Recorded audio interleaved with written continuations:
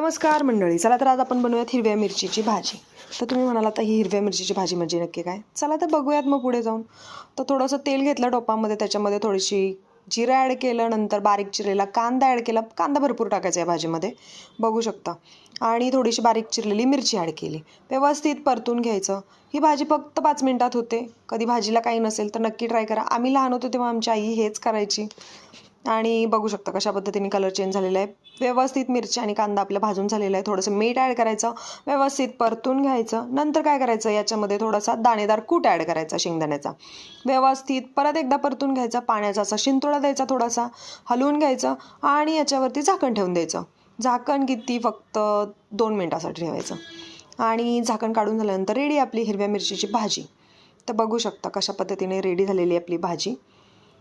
तर चॅनलवर नवीन असाल तर पटकन आपल्या चॅनलला सबस्क्राईब करून घ्या आणि अशाच नवनवीन रेसिपीचा आस्वाद घेत राहा.